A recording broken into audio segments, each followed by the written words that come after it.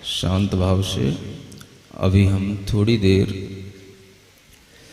स्वधर्म की ओर चलेंगे, ज्ञान भाव में आएंगे और कुछ ज्ञान की बातें सीखेंगे। क्यों हम क्रोध करते हैं, क्यों हम छोटी छोटी सी बातों पर अपने आप को बिगाड़ते हैं और क्यों इस तरह के हम ईर्ष्या, घृणा और विद्वेष के भाव अपने अंदर रख कर के अपने आप को भीतर से दुखी बनाए रखते हैं। इन सब बातों पर विचार करने के लिए ही यह दिवस हमारे सामने है, जिसे हम धर्म के रूप में देखें तो उत्तम क्षमा धर्म कहते हैं, और अगर इसी धर्म का उल्टा देखें तो इसे हम क्रोध रूपी अधर्म भी कहते हैं। धर्म को भी समझना और अधर्म को भी समझना। धर्म हमारा स्वभाव होता है और अधर्म हमारा विभाव होता है। स्वभाव कभी भी हमसे दूर नहीं होता। हम थोड़ी देर के लिए अपनी अज्ञानता से उस स्वभाव से दूर चले जाते हैं, लेकिन बहुत ही जल्द हमें फिर महसूस होता है कि हमें स्वभाव में ही आना चाहिए। आप देखेंगे कि अगर आपको कभी क्रोध आता है तो वह क्रोध हमेशा एक ही इंटेंसिटी के साथ में बहुत लंबे टाइम तक आपके साथ नहीं रहता। आपको कहीं ना कहीं कुछ देर बाद ठंडा होना पड़ता है, शांत होना पड़ता है, क्योंकि वह कहता है कि वह एक क्षणिक आवेग है और वह आवेग अगर आया है तो जाएगा। आपको बहुत टाइम तक अगर रहने का कभी भी समय मिलेगा तो अपने स्वभाव के साथ ही मिलेगा। आप निरंतर चिल्ला नहीं सकते हो, आप निरंतर गुस्सा नहीं कर सकते हो। बीच बीच में आपको रुकना पड़ता है, ठंडा होना पड़ेगा। और इस तरह का वह भाव जब आपको महसूस होने लग जाए तो आप समझना कि ये बात हमसे कह रही है कि हमें अपनी ओर आना है, अपने स्वभाव में आना है, अपने स्वधर्म की ओर आना है। वह स्वधर्म कहाँ मिलेगा? स्वधर्म कभी भी मंदिरों में नहीं मिलेगा। स्वधर्म कभी भी मंदिर की पूजाओं में नहीं मिलेगा। स्वधर्म कभी भी मंदिर की किताबों में नहीं मिलेगा। स्वधर्म जो चीज जहां होती है वहीं मिलेगी।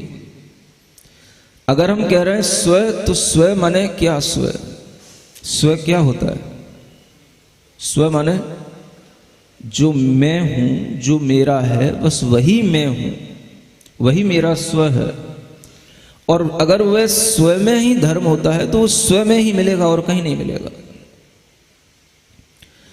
जो चीज जहां बिलोंग करती है वो वहीं पर रहती है, और अगर हम उसको अन्यत्र खोजते हैं तो ये हमारी अज्ञानता होती है। स्व में अगर अशांति है तो शांति भी स्व में ही मिलेगी। स्व में अगर क्रोध आता है तो क्षमा भी स्व में ही उद्भूत होगी। स्व में अगर विभाव आ रहा है तो स्व में ही स्वभाव आएगा। जो चीज जहां है वो वही मिलेगी। अगर आप उसको अन्यत्र खोजेंगे तो आप अपने आप से दूर होते चले जाएंगे। हमें तीर्थंकरों ने, पार्श्वनाथ भगवान ने जब दिव्य देशना दी तो उस देशना में हमें कहा कि हर वस्तु का, हर पदार्थ का स्वभाव अनेकांत धर्म रूप है। जब भी हमारे अंदर किसी भी तरह का एकांगी भाव आता है, हम समझें कि हम अपने आप को धर्म से दूर कर रहे हैं। हर वस्तु का स्वभाव, हर इंसान का स्वभाव, हर व्यक्ति का स्वभाव अनेक तरह के धर्म के साथ में है। उसका अनेक तरह का भाव हो सकता है, लेकिन हम उसको एक ही भाव से देखते हैं। ये हमारी अज्ञानता हो जाती है। आपको जब भी कभी किसी भी व्यक्ति को, किसी भी वस्तु को देखना है तो उसको अनेक भावों में देखने की कोशिश करें, अनेकांत धर्म से शांति को लाने की कोशिश करें। आज तक हमने कभी भी इस अनेकांत का उपयोग नहीं किया, सुना है बस, किताबों में होता है। दार्शनिकों के लिए ये अनेकांत धर्म बहुत महत्वपूर्ण है, लेकिन एक सामान्य श्रावक के लिए ये अनेकांत धर्म महत्वपूर्ण बने, इसके लिए मैं आज थोड़ी सी कोशिश कर रहा हूं आपके सामने। अनेकांत का मतलब है बहुत सारे दृष्टिकोण। जब हम किसी भी चीज को एक ही दृष्टिकोण से देखते हैं, एक ही नजर से देखते हैं, तो हम देखेंगे कि हमारी नजर भी खराब होती है। और अगर आप देखें कि एक नजर से देखने वाला अगर आप सामने देखेंगे तो कैसा दिखेगा? आपके पास कितनी नजर है? कम से कम बोलो, 2 नजर तो हैं, 2 आंखें हैं। अगर आप एक ही नजर से देखेंगे तो आप देखने में कैसे लगेंगे? क्या कहलाएंगे आप? काने, अच्छे नहीं लगेंगे। आपको कम से कम एक के अलावा एक दूसरा विचार अपने अंदर, दूसरी दृष्टि अपने अंदर जरूर रखना है। और जब ये नजर थोड़ी सी बदलती है, दृष्टिकोण थोड़ा सा बदलता है, तो सारा नजरिया बदल जाता है। हमें जिस संसार में रह करके दुख मिल रहा है, जिनसे दुख मिल रहा है, जिनसे हमें कष्ट हो रहा है, वो हमारी अपने दृष्टिकोण के कारण से हो रहा है।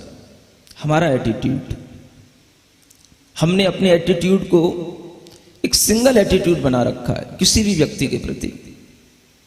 मान लो आपके घर में आपकी माँ, दादी माँ, कोई भी अगर गुस्सा करता है, चिल्लाते हैं, तो आप जब भी उनके सामने आते हैं तो ये महसूस करेंगे इनका काम तो चिल्लाने का है, ये तो हमेशा गुस्सा ही बने रहते हैं, ये हमेशा चिल्लाते ही रहते हैं।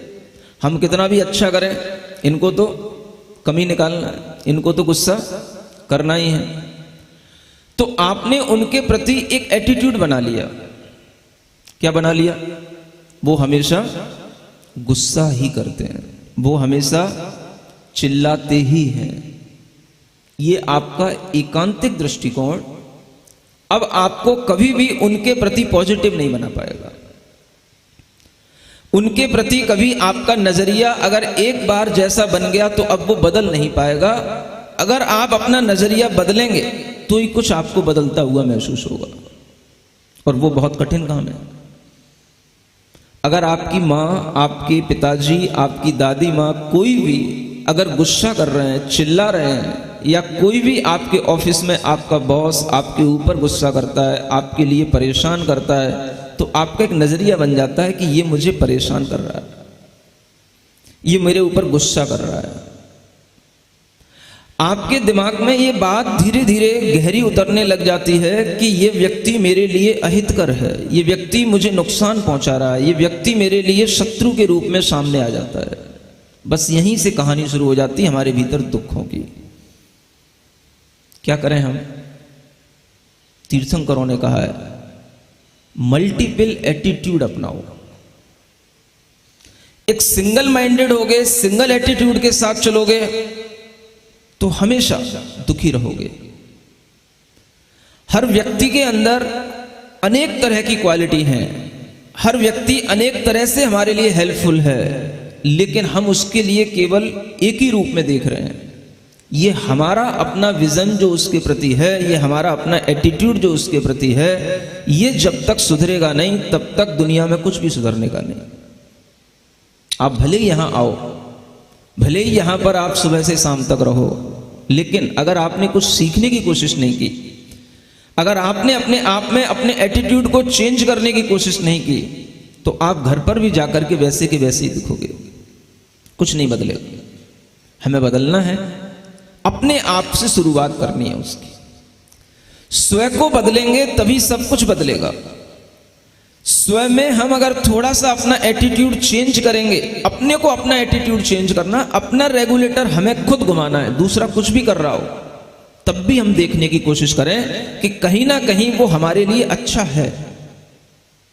अगर दादी माँ है, तो वो कहीं ना कहीं हमारे लिए अच्छी भी है, हमें समय पर भोजन देती है, हमें समय पर व्यवस्था करके देती है, हमें घर में जब हम नहीं होते हैं तो घर में भी अकेले रह कर के भी वो घर की रक्षा कर रही है।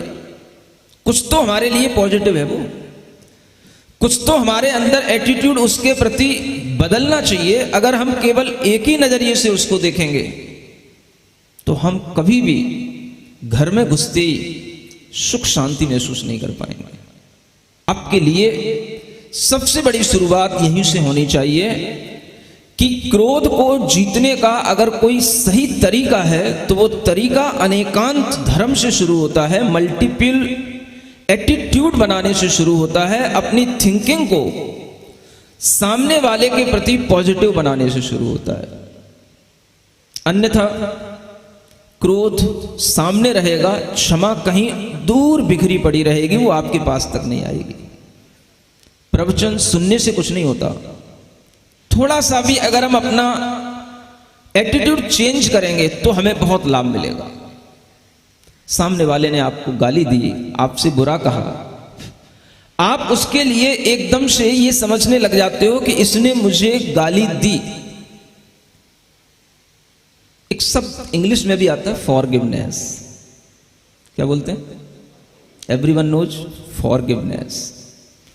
फॉरगिवनेस हमारा एक भीतर से एटीट्यूड होना चाहिए कि हमें किसी से लेना नहीं है, हमें सिर्फ देना है। उसके लिए, फॉर माने उसके लिए, for others, for our relatives, क्या करना है हमें? गिवनेस। हमारे अंदर भावना किसकी होनी चाहिए? गिवनेस, देने की प्रजा। सामने वाले ने आपको गाली दी, लेकिन हमारा नेचर ऐसा होना चाहिए, भाई हमें आपसे कुछ भी नहीं चाहिए, आपने मुझे दी लेकिन मैंने ली नहीं, क्योंकि मेरा नेचर तो देने का है। अगर आपने मुझे गाली दी है, आई गिव यू स्माइल। क्या सुन रहे हो? कुछ तो दे सकते हो।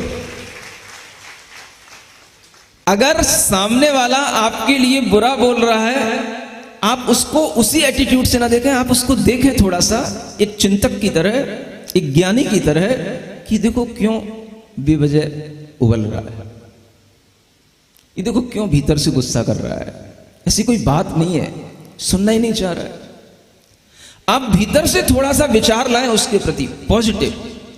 उसको एक ही एंगल से ना देखें कि ये गुस्सा कर रहा है, ये मेरे लिए हमेशा चिल्लाता रहता, नहीं, शायद हो सकता है इसको किसी ने मेरे प्रति कुछ गलत बोल दिया है, या किसी ने गलत धारणा मेरे प्रति बना दी है, या किसी ने इसको बता दिया है कि ये आदमी तुम्हारे लिए गलत है। हो सकता है कि उस चीज को हमें समझाने में टाइम लगे, लेकिन अभी तो मुझे समझना है कि ये क्यों ऐसा कर रहा है। एक ये भी हो सकता है, अगर सडनली कभी हमारे साथ ऐसा होता है तो हम ये भी सोच सकते हैं कि इसको किसी ने मिसगाइड किया है। अगर बार बार वही चीज हो रही है तो हम ये भी समझ सकते हैं कि देखो ये इनकी चीज कैसी नेचर बन गई है। हमें उसके प्रति ये सोचना है कि इनका नेचर चेंज हो तो कैसे हो। अगर उन्होंने चिल्लाया और आपने भी चिल्ला दिया तो अब कौन चेंज करेगा, कौन चेंज होगा, कहां से शुरुआत होगी? आप किसी को अगर यूं सोचें कि अगर सामने वाला चिल्लाता रहेगा और हम यूं सुनते रहेंगे तो वो तो फिर बिगड़ता जाएगा, वो तो फिर और ज्यादा हमारे ऊपर आताताई होता चला जाएगा, और ज्यादा हमको परेशान करेगा, और वो फिर हमको कमजोर समझेगा।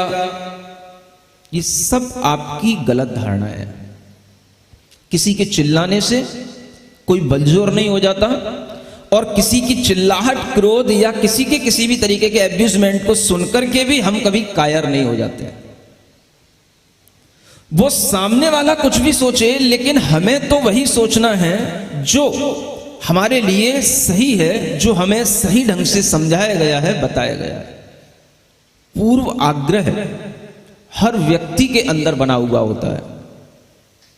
हर व्यक्ति ने अपने किसी ना किसी रिश्तेदार के प्रति, अपने संबंधियों के प्रति, अपने व्यवसायियों के प्रति, यहां तक कि अपने बेटे बेटियों के प्रति भी एक आग्रह बना रखे हैं। इसे क्या बोलते हैं? पूर्वाग्रह। पूर्व माने पहले से चलाया हुआ एक आग्रह है। अगर आपका बेटा पढ़ने लिखने में कमजोर है तो आपने एक उसके प्रति एक एटीट्यूड बना रखा है कि ये बहुत ही वीक है पढ़ने में, ये पढ़ने में बहुत ही डल है। अब आप उसको हमेशा उसी आग्रह के साथ देखेंगे। वो अगर कभी कोई अच्छा भी काम करेगा, कभी कोई बुद्धिमानी का भी काम कर देगा, तो भी आप उसको कभी नहीं कहेंगे कि आज बेटे ने बहुत अच्छा काम किया, या इसके अंदर कोई अगर बुद्धि की कमी है तो हमेशा नहीं है, किसी क्षेत्र में यह अच्छा भी है। मान लो किताबें पढ़ने में कमजोर हो सकता है वो आपके प्रति व्यवहार करने में अच्छा हो, अपने दोस्तों के प्रति व्यवहार करने में अच्छा हो, आपके प्रति वह ऐसा लग रहा है कि वह हमारे प्रति अगर मान लो अच्छा नहीं है तो किसी और के प्रति अच्छा हो।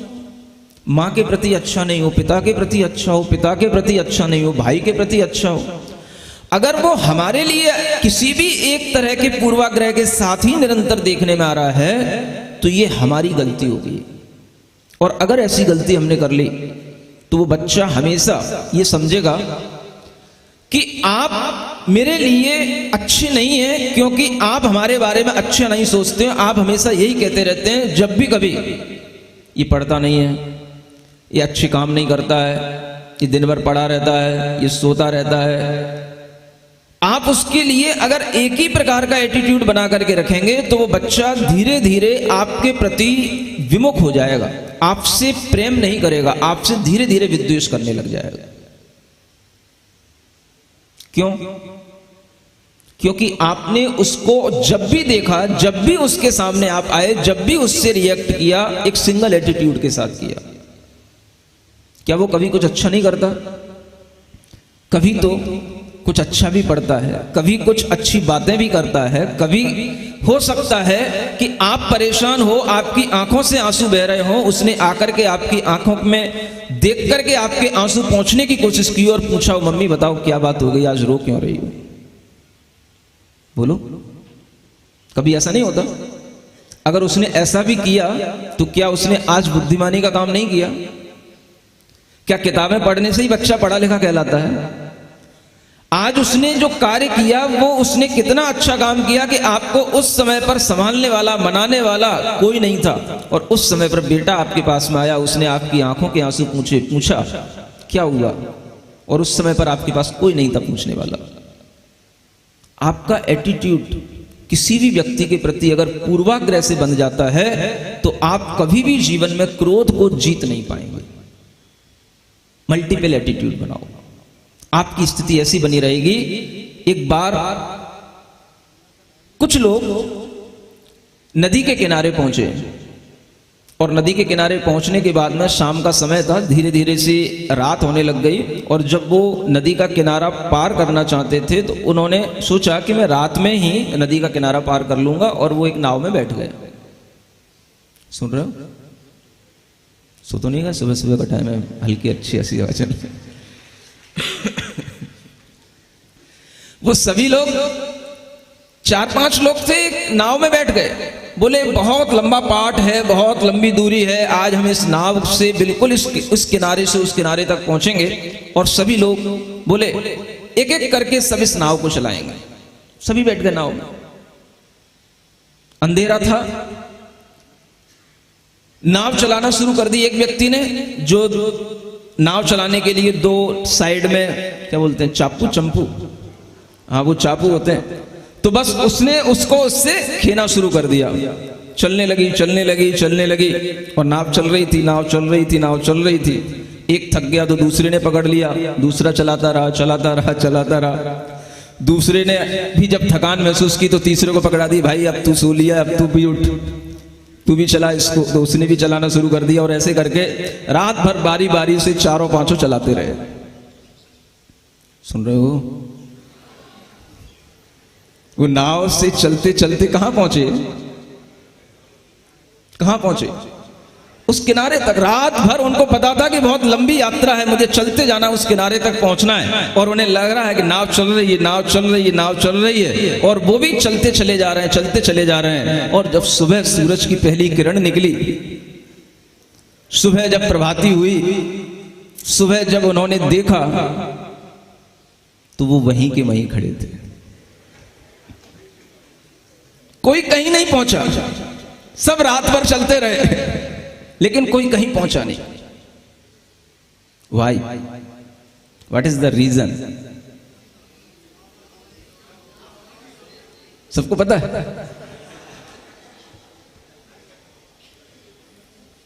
वह नाव जिस रस्सी से जिस खूंटे पे बंधी हुई थी वो वहीं बंधी हुई थी, उस रस्सी को किसी ने नहीं हटाया, बाकी सब चाबू चलाते रहे, चलते रहो चलते रहो।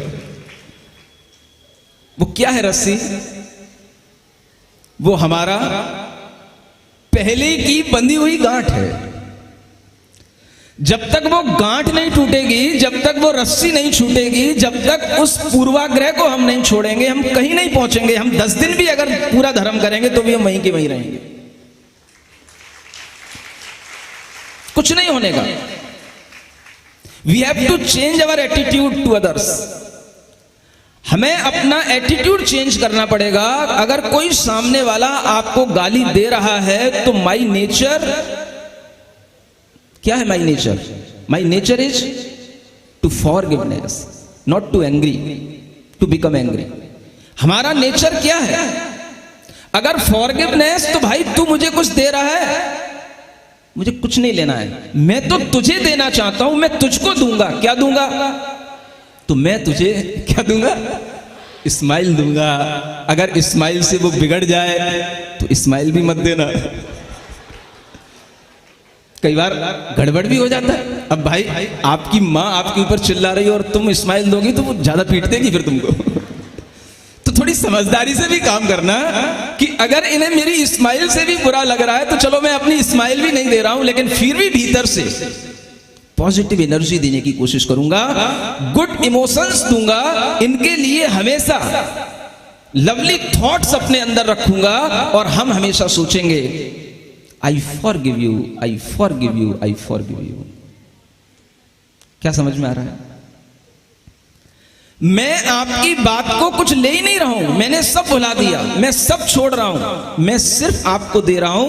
वो अगर आप लेना चाहो तो ले लो, और मैं आपको दे रहा हूं अपने भीतर से अपना प्रेम, अपनी क्षमा, अपनी मैत्री, अपनी पॉजिटिव थिंकिंग, मैं वो आपको दे रहा हूं। आप बस मुझसे लीजिए, मुझे आपसे कुछ नहीं चाहिए। अगर ऐसा आप कर पाए तो आप बहुत अच्छे ढंग से क्षमा को समझ पाएंगे, क्रोध से बच पाएंगे। कोई और तरीके नहीं है क्रोध से बचने के लिए। कहीं भी भाग के चले जाओगे वहीं पर गुस्सा आएगा, क्योंकि वो आपके अंदर जो उसकी रिमेम्बरेंस चल रही है वो कहीं ना कहीं आपको पीड़ित करेगी। जिस व्यक्ति के प्रति आपके अंदर गुस्सा भरा हुआ है, हो सकता है वो गुस्सा इतने हाई लेवल का हो कि जब जब उसकी याद आती हो तब तब आप भीतर से तमतमा जाते हो। अगर जाप करते करते भी कहीं उसका चेहरा याद आ जाए, कहीं उसका नाम मान लो अरियंत हो और आपको नमो अरियंताणम पढ़ने में ही वो अरियंत याद आ जाए नहीं समझे? कुछ भी हो सकता है। मान लो उसका नाम विमल है और आपने 24 भगवान का नाम लिया, विमलनाथ भगवान, और वो याद आ गया। विमलनाथ तो याद नहीं आया, याद कौन आ गया? वो विमल कुमार जैन याद आ गया। समझ आ रहा? तो क्या होगा आपको? भगवान तो कहीं दूर थे ही, वो थे ही, वो सामने आपके आ गया। और उसी समय पर आपके अंदर उस दिन उसने कैसा गुस्सा किया था, उस दिन उसने कितना बुरा बोला था, अब देखता हूं उसको मौका ढूंढ रहा हूं, किसी ना किसी दिन तो उसको भी समझाऊंगा, उसको भी याद दिलाऊंगा कि तूने किससे पंगा लिया है। क्यों आगरा वालों ऐसी भाषा बोलते हो ना? ये क्या है? ये सब हमारे भीतर गांठें पड़ी हुई हैं, रस्सियां हमारी बंधी हुई हैं, उन्हीं बंधनों से जिनको हमने पहले बांध रखा है। और जब तक हमारे ये आग्रह भीतर से उसके प्रति छूटेंगे नहीं, हम अपने आप को उसके प्रति पॉजिटिव बनाएंगे नहीं, तब तक वो व्यक्ति में सुधार लाना कभी संभव नहीं है। किसी का पति बिगड़ा हुआ है, किसी की पत्नी भी बिगड़ी हुई है, किसी के बेटे बिगड़े हुए हैं, आप सब एक दूसरे को सुधार रहे हैं। आज से क्या शुरू करना है? बोलो, स्वधर्म की यात्रा। स्वधर्म, अपना धर्म अपने अंदर है, अपने को सुधारने की शुरुआत करना है, अपने में से शुरुआत करना है। जब हम अपने आप को सही बनाने की कोशिश करेंगे तो हम सामने वाले को भी सही ढंग से समझ पाएंगे। अब आप कहोगे कि वो सामने वाला तो हमसे गुस्सा आज भी करेगा महाराज, हम घर पे जाएंगे तो करेगा, लेकिन आज आप उसको कैसे देखेंगे? प्यार से देखेंगे। कैसे देखेंगे? आज उसका गुस्सा आते हुए भी आप क्या महसूस करेंगे? मैंने तो तेरा गुस्सा आज लिया नहीं, तेरा गुस्सा उससे कहना नहीं, हाँ नहीं तो और गुस्सा आ जाएगा उसको। ये समझदारी बस अपने अंदर रखो, समझदारी से काम करना होता है। चुपचाप आप अपनी समझदारी को बढ़ाते रहो, बनाते रहो, तो एक स्थिति ऐसी आएगी कि आप उसको भी सही ढंग से समझ पाओगे और कभी फिर आपके मन के अंदर उसके प्रति एक वास्तव में देखोगे आप कि एक प्रेम भाव आ रहा है, प्यार भाव आ रहा है कि ये भी सुधर जाए। मैं गुस्सा नहीं कर रहा हूं, लेकिन ये अगर कर रहा है तो ये भी सुधर जाए। तो एक प्यार से सुधारने का जो तरीका होगा वो आपको तभी आएगा जब आपके अंदर पहले उसके प्रति प्यार आएगा। अन्यथा आप भी गुस्से में, वो भी गुस्से में, और आप भी गुस्से में उसको सुधारने की कोशिश करोगे। तू हमेशा घर का माहौल बिगाड़ देता है, तू हमेशा हमको परेशान करता है, तू मेरी कभी बात नहीं मानता है, मैं तेरे लिए इतना अच्छा करता हूं फिर भी तूने कभी मुझे धन्यवाद नहीं दिया, कभी मेरे लिए अच्छा नहीं किया। अगर इस तरह की बातें रिएक्ट करके बार बार करते रहोगे, कुछ नहीं होने का। उसी नाव में बैठे थे, उसी नाव में बैठे रहोगे, कोई किनारा नहीं मिलेगा। रात भर दिन भर कपड़े चेंज करते रहोगे, थालियां में द्रव्य इधर से उधर चेंज करते रहोगे, कुछ हाथ नहीं लगेगा। क्या करना है? अपने अंदर एक ऐसा भाव जागृत करना है जिस भाव के साथ में हमें लगे कि नहीं, हर दिन हमारे लिए एक नया ज्ञान, एक नया सवेरा लेकर के आया है। हमें किसी भी परिस्थिति से मायूस नहीं होना है। हो के मायूस ना यूं बैठे रहिए, जिंदगी भोर है सूरज से निकलते रहिए। एक ही छांव में बैठोगे तो थक जाओगे, धीरे धीरे ही सही राह पर चलते रहिए, धीरे धीरे ही सही राह पर चलते रहिए। कहां चलना है? राह पर। कौन सी राह पर? स्वधर्म की राह पर। स्वधर्म। क्षमा कहां है? क्षमा मेरा धर्म है, क्रोध मेरा अधर्म है, वह मेरा विभाव है, वो मेरा स्वभाव नहीं है। इसलिए मुझे थोड़ा भी सही, जितना भी सही, मुझे स्वधर्म की राह पर चलना है। अपने अंदर ये ज्ञान पैदा करना है कि अगर कोई भी व्यक्ति आज 10 साल हो गए हैं, 12-15 साल हो गए हैं, उसको सोच करके आज भी मेरे अंदर गुस्सा आता है, क्यों आ रहा है? हो सकता है वो व्यक्ति भी ना हो, कोरोना में दुनिया छोड़ के चला गया हो, लेकिन फिर भी आप उसके आघात को सुन करके, समझ करके आज भी अपने आप को पीड़ित कर सकते हैं। अगर इतनी बड़ी अज्ञानता और इतना बड़ा क्रोध अगर हमारे अंदर बैठा है, तो आप मान के चलना कि आप कभी भी शरीर से भी स्वस्थ नहीं रह पाएंगे।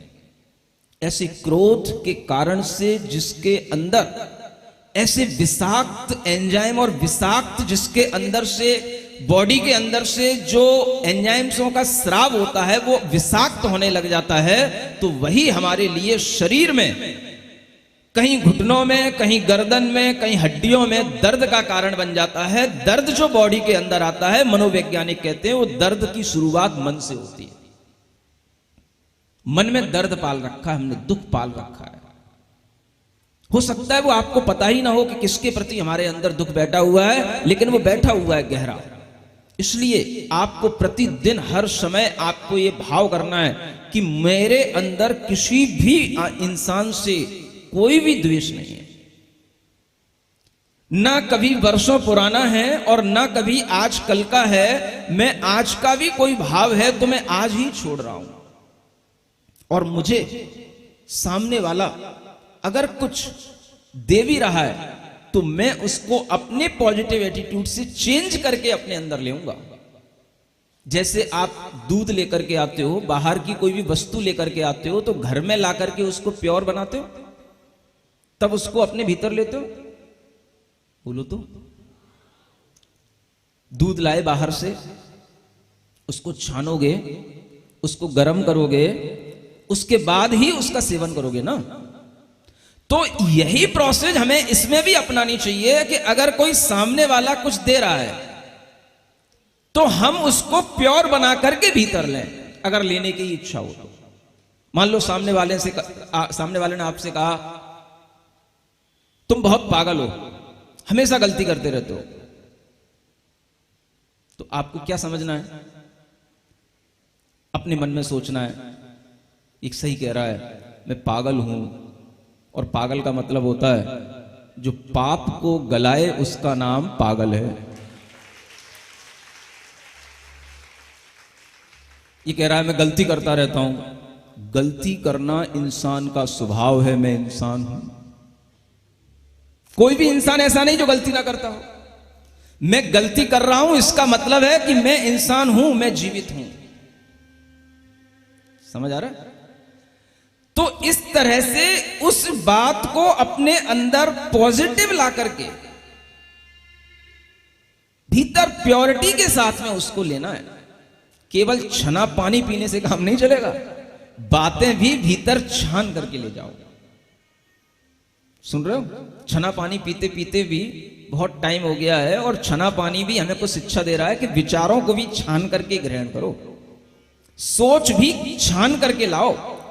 सामने वाला अगर आपके लिए गुस्सा कर रहा है तो आप इतना ही समझें कि वो केवल गुस्सा ही कर रहा है, अभी उसने थप्पड़ तो नहीं मारा। सुनो, हंस रहे हैं बच्चे।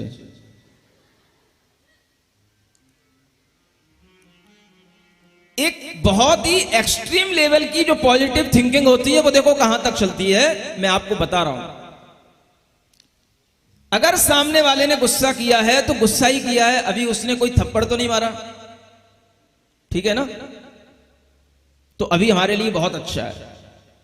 मान के चलो उसने आपको थप्पड़ मार दिया, चलो कोई बात नहीं, एक गाल पे ही मारा है, दोनों गालों पे तो थोड़ी देर के लिए गांधी ही बन जाओ, तीर्थंकर तो बाद में बनोगे। और अगर उसने गाल पर दोनों पे भी थप्पड़ मार दिया तो कोई बात नहीं, थोड़ा गाल को टच ही तो किया, मेरे पूरी बॉडी तो बिल्कुल फ्रेश है, कुछ नहीं है, कहीं कोई हलचल हुई नहीं, कोई उसने पूरे अपने ऐसे सोट उठा उठा के तो मारे नहीं मेरे ऊपर, नहीं समझे? और अगर उसने कभी ऐसा भी किया तो चलो उसने मारा, देखो पॉजिटिव थिंकिंग कैसे जो है एटीट्यूड बदलता चला जा रहा है। सुन रहे हो? एटीट्यूड बदलते चले जाना है। उसने अगर बड़े बड़े सोठों से भी मारा, पूरे शरीर को भी मान लो छलनी छलनी कर दिया, तो भी मैं अभी जीवित तो हूं, अभी मरा नहीं हूं, अभी केवल मेरे शरीर पर घाव हुए हैं, अभी मैं नहीं महाराज, इतना नहीं हो सकता। विचार तो रखो ऊंचे ऊंचे क्वालिटी के। पार्षद भगवान की जय बोलते हो, अभी सब देख करके आए हो, इसे भी तो देखना है, ये भी तो सोचना है। अभी उसने कोई घाव ही किए हैं, कोई हमारी मृत्यु नहीं कर दी। और अगर लगने लग जाए कि इसके मारने से, इसके पीटने से भी मृत्यु होने वाली है, तो भी क्या सोचना, ये मेरे शरीर को ही छुड़ा सकता है, लेकिन मेरे स्वधर्म को मेरी आत्मा से कभी भी नहीं छुड़ा सकता। और मेरा स्वधर्म क्या है? उत्तम क्षमा भाव।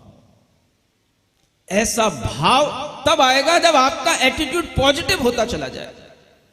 आप हमेशा अपने आप में इतने तरीके से अपने आप को प्योर करते हुए अपनी थिंकिंग को इस लेवल तक पहुंचते चले जाएं, और आपका कौन सा लेवल है ये आप खुद अपने आप में पहचान लें कि हम कौन से लेवल पर ही टूट जाते हैं।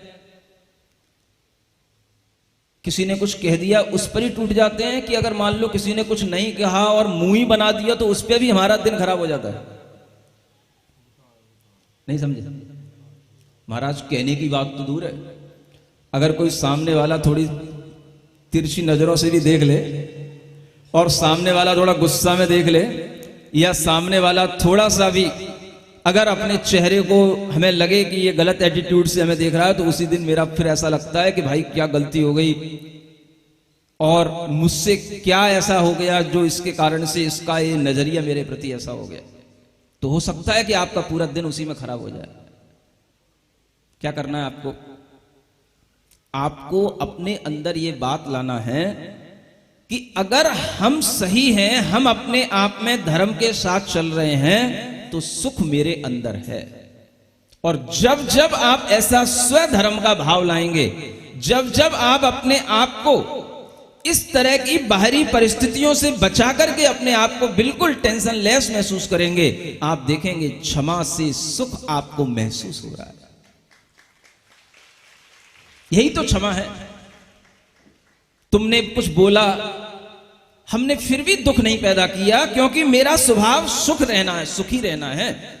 सुख मेरा स्वभाव है, क्षमा मेरा स्वभाव है। अगर मैं भी वैसा ही करूंगा तो फिर वह मेरा स्वभाव नहीं हुआ, मेरा विभाव हो गया, मैं दुख में हो गया, और मुझे दुख में दुखी नहीं होना है।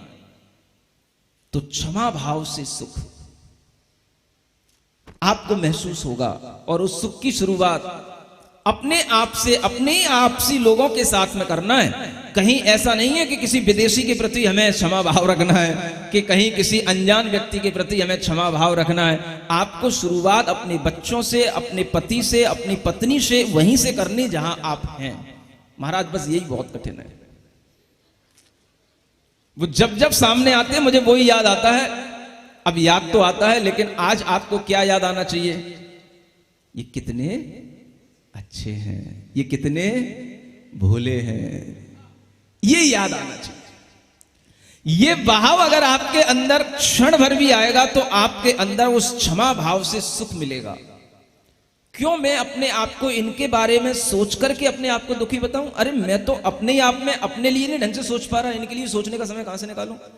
मुझे नहीं सोचना, और सोचूंगा तो अच्छा सोचूंगा। इस तरह का अगर हमारे अंदर एक पॉजिटिव एटीट्यूड होगा, हम आदमी को अलग अलग मल्टीपल एटीट्यूड से देखने की कोशिश करेंगे, और अपने पूर्वाग्रह की रस्सी को तोड़ करके अगर हम आगे चलेंगे, तो फिर ये जो नाव में बैठे हो, ये देखो जस्ट लाइक ए नाव, सुन रहे हो कितनी अच्छी लग रही नाव। महिलाएं भी बैठी हैं, पुरुष भी बैठे हैं, सब बढ़िया ड्रेस पहन करके आए हैं, और इस तरह की नाव में बैठते बैठते आप इस किनारे पर पहुंचोगे जहां पर सुख ही सुख है, जहां पर आनंद ही आनंद है, जहां पर दुख का तो कोई लेश मात्र भी नहीं है।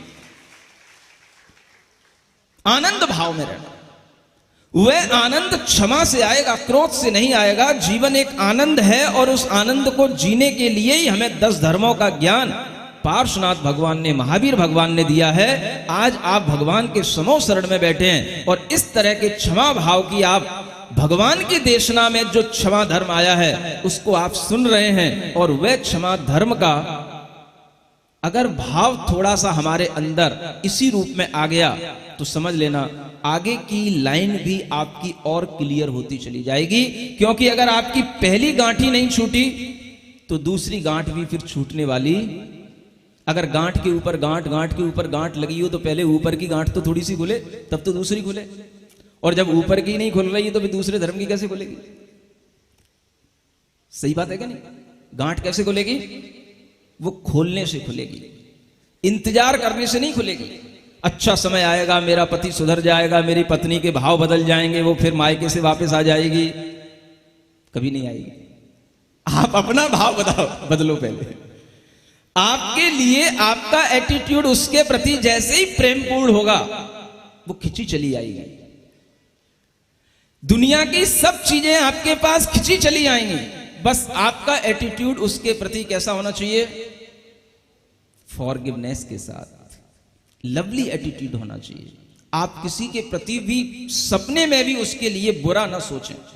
ये भाव अगर आपके अंदर आने लगेगा तो यहीं से आपको स्वधर्म की अनुभूति होगी, और इसी का नाम है क्षमा भाव से सुख की अनुभूति करना। आज दिन भर आपको इसी सुख में, इसी आनंद में रहना है। सुन रहे हो? पहला दिन है, बहुत सी कठिनताएं होंगी, बहुत सी व्यवस्थाएं अव्यवस्थाएं होंगी। भोजन कभी कुछ अपनी इच्छा के अनुसार मिलेगा, नहीं मिलेगा, देने वाला सही देगा, नहीं देगा, बैठने की जगह भी सही होगी, नहीं होगी, द्रव्य भी कभी कमती ज्यादा, कुछ भी हो सकता है मिसमैनेज। आपके लिए तो घर में रहने का, एसी में बैठ करके अपने नौकरों से बातें करके और उनसे सब कुछ हासिल करने का भाव है, और यहां पर आपके बैठे हुए एक सामान्य व्यक्ति बन करके, तो आपको कहीं ना कहीं जो असुविधा महसूस होगी उसको भी जीतना है। किससे? पॉजिटिव एटीट्यूड से, क्षमा भाव से। और कोई भी तरह की आज हम कंप्लेंट नहीं करेंगे, किसी भी व्यवस्था पक्ष से किसी से भी कोई कंप्लेंट नहीं करेंगे। जो है आज हम उसको सुख से देखेंगे, आनंद से लेंगे। सुन रहे हो? मिल गया तो ठीक, नहीं मिला तो ठीक, जो है सो, जो होगा सो होगा। समझ आ रहा है? ये भाव में आज हम रहते हुए क्षमा धर्म का सेवन करेंगे। और आज सिर्फ एक ही बात ध्यान रखेंगे कि आज हम कोई भी कंप्लेंट नहीं करेंगे और किसी की बात का बुरा नहीं मानेंगे, उल्टा हम उसको देंगे। क्या देंगे? स्माइल भी देंगे। अगर वो स्माइल भी लेने के योग्य नहीं है तो फिर उसको पॉजिटिव एनर्जी देंगे, पॉजिटिव थॉट्स देंगे, प्रेम भाव उसके प्रति रखेंगे, लेकिन हम उसके लिए कभी भी घृणा का भाव नहीं लाएंगे। यही हमारे लिए उत्तम क्षमा धर्म होगा। बोलो उत्तम क्षमा धर्म की